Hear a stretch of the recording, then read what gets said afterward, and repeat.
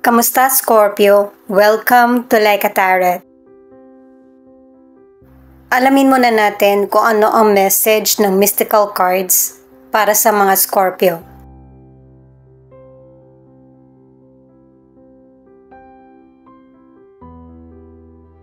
Merong positive news na mangyayari soon.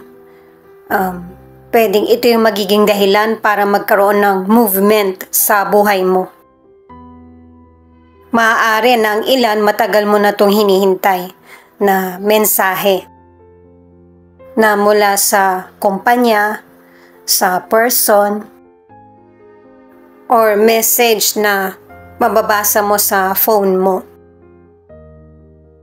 New beginning, positive message, at saka ito na yung hinihintay mong tamang direksyon na mabilis magaganap. Posible din na ang ilan ito yung matagal mo nang minamanifest na dumating. At ito yung kailangan mong iwasan yung mag-isip ng mga negatibo. Imbis na makasira ito sa'yo, yung galit o kaya yung nasasaktan ka, mas maigi na harapin mo. Kumprontahin mo yung totoong feelings mo. Para magkaroon ng healing at saka malalaman mo syempre kung ano yung totoo sa situation. Idaan ito sa maayos na pakikipag-usap kahit na naapektuhan ang emosyon mo. Huwag itong baliwalain or takasan para hindi makasagabal sa mga hangarin or magandang hangarin mo sa buhay. Para hindi mo masabi sa present or sa future na sana pala ganito yung ginawa mo habang nandun pa yung person, nakakaharap mo or nakakausap.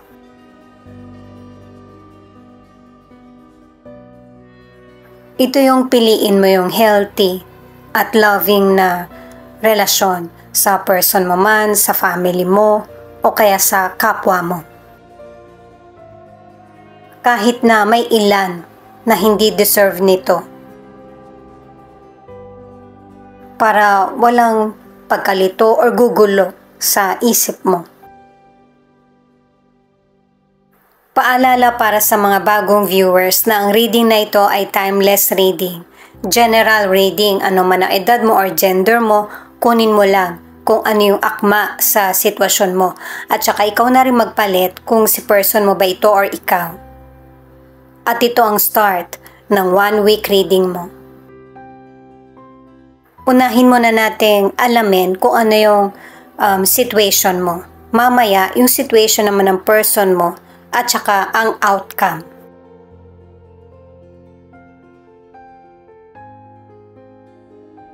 Three of Wands, Four of Wands, Five of Wands. Kahit dito sa mga cards na ito, sa situation mo, merong mga magaganap na mabilis na mangyayari sa buhay mo. Maaari na merong celebration na magaganap kasi merong family member or maybe ikaw, babalik ka sa bansa natin. Maaari din na ang ilang Scorpio nasa ibang bansa ka na. At ito yung malaking tulong sa family mo. Matagal mo na itong hiniling at nagkaroon ng katuparan, yung makatulong ka sa family mo. At katulad ng sinabi sa mystical cards ay nasa tamang direksyon ka. Pero sa tagumpay mo, meron pa ring mga hadlang na darating. Katulad ng ilan sa inyo sa career na maganda yung nagiging trabaho mo, stable ito, at saka napagkakatiwalaan ka. Ang turing sa iyo ng mga kasamaan mo sa trabaho ay yung parang family ka. Pero may ilan na hindi mo makasundo kasi may kanya-kanya kayong idea at saka kaalaman. Ang ilan naman sa negosyo, napapadala mo yung mga items sa iba't ibang lugar or iba't ibang bansa, pero may mga taong hindi nasisiyahan. sa effort mo at saka yung pagiging seryoso mo na negosyante. Sanayin mo yung sarili mo na makipag-communicate kaysa makipagtalo. Kailangan ng pasensya. Ang ilan sa relationship, maayos ang relasyon nyo ng person mo kahit LDR. At saka, natutupad nyo ng person mo yung mga pangarap nyo. At saka may ilan na pareho kayo ng person mo na mahilig sa outdoors o kaya physical activities.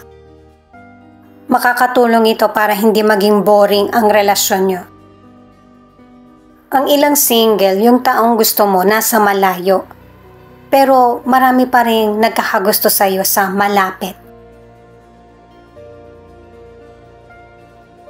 Ito naman yung cards ng person mo. Six of Wands, Justice, the Sun. Kahit nahawak mo na yung cards ng person mo, pwede pa rin ipakita yung energy mo kasi connected kayo sa isa't isa. Katulad mo, maganda rin yung nagiging daloy ng buhay ng person mo. May success at saka recognition. Kasi nalagpasan ng person mo yung mga challenges na dumating sa buhay niya. Ito yung deserve ng person mo na ma-appreciate ng kapwa niya o ng family. Na nakikilala na yung effort niya sa family nyo, sa relasyon nyo, o kaya sa career. Para sa financial, inaani mo na kung ano yung mga pinaghirapan mo. At ito na yung time na unti-unti mo nang bayaran yung mga nahiram mong financial at saka yung bang makapag-ipon para sa future. Hindi kailangan sabihin na future pa naman yan kasi ang daming pagbabagong nagaganap. Para sa ilang single, nakatatlong cards ka na kasi nasa present na tayo Makikilala mo na or nakilala mo na yung taong magpapasaya sa buhay mo. Yung magbibigay kasagutan at magbibigay liwanag sa madilim mong nakaraan. Kasi hindi maganda yung past relationship mo Kaya makakabawi ka na dito sa next na makakarelasyon mo. Single ka man or nasa relationship, mag-ingat lang na hindi kaagad magkaroon ng baby. Kung hindi ka pa ready maging magulang. Ang ilan sa nasa relationship, kung nagsasama na lang kayo ng person mo dahil sa mga anak, o kaya merong unfair na situation na naganap sa relasyon nyo, maitatama na kung ano man yung mga pagkakamali. Ano man ang pagkakamali ng person mo or ano man ang gender niya, magkakaroon na ng linaw kung ano talaga yung katotohanan sa naging problema nyo sa relasyon. At kung ano man yung problema na dumating sa relasyon nyo ng person mo, ito pa yung naging dahilan para maging maingat. Na hindi na magkaroon ng kaguluhan, yung maging open na sa paikipag-communicate at saka yung maging honest sa person. Ang ilan sa relationship sa tagal na ng relasyon nyo, mauuwi rin kayo sa kasalan. Magkakaayos kayo kahit na nagkaroon man ng issue or may naging hadlang. Parang outcome na din yung nabanggit ko, diba? Pero ito pa lang yung outcome. Temperance, Judgment, Six of Pentacles. Kahit dito sa mga cards na ito, pinapakita na tuloy-tuloy yung kapayapaan, balanse sa relasyon or connection sa family man, sa person, or sa kapwa mo. Kasi marami ka ng positive na cards na kung ano man yung mga problemang dumating sa buhay mo ay masusolusyonan o kaya maaalis ka doon sa situation na yon. Lalo na't yung person or situation ay hindi naman connected sa iyo. At saka kung bakit nagiging blessed ka, maganda yung nangyayari sa buhay mo kasi hindi ka nagtatanim ng galit or sinusuklian mo ng mabuti. Yung mga taong alam mong hindi nakagawa ng mabuti sa iyo. Kasi pinapakita sa mga cards na isinasaayos mo yung buhay mo. Hindi mo gusto yung magulo. Ang gusto mo yung may peace of mind. Sa kalusugan, meron ng mga unhealthy habits na kailangan ng makontrol. At saka, may ilang Scorpio na pagkatapos ng matagal na pagkakaroon ng sakit ay magkakaroon na ng healing. At saka willing ka din na gumaling ka kaagad. Or kahit na umiinom ka ng gamot ay yung nagagawa mo pa rin yung mga bagay na gusto mo. At saka huwag mong ilihim yung sakit mo. Kailangan mo ng suporta ng kapwa mo. Para maunawaan ka. Ang ilang single kung hindi ka sumisimangot, pinagsasalitaan mo na hindi maganda yung potential person para layuan ka, hindi dahil sa ayaw mo sa kanya. Pero ang advice ng cards, kahit na hindi mo maging karelasyon yung potential person, maging open ka para sa friendship. Kasi isa ito sa paraan para makilala mo yung potential person na makakarelasyon mo. Pwedeng sa physical, hindi mo magugustuhan yung potential person, pero yung ugali na gusto mo ay meron siyang katangian. Ang ilan sa inyo sa relationship, kahit na nagkakaroon man kayo ng challenges, ay napapanatili nyo pa rin yung balanse, respeto, at saka kapayapaan. Ito naman yung feelings ng person mo na pwede rin ipakita kung ano yung feelings mo. Itong person mo kahit na hindi kayo magkasama, LDR ang relasyon nyo, palagi kang nasa isip niya. Maraming mga bagay na nagpapaalala sa kanya sa iyo. Hindi man nasasabi ng person mo kung ano man yung mga sitwasyon na kinakaharap niya, gusto niya na unawain mo siya. Kailangan niya munang harapin kung ano yung mga responsibilidad or mga issue sa kanya. Kasi babalik din siya sa iyo, yung dating siya kapag kasama mo. Hindi napapakita ng person mo yung sweetness niya sa iyo. Pero may mga naiisip siya na plano, na kung magde-date kayo, or yung kumain sa labas, or yung magkwentuhan ng matagal.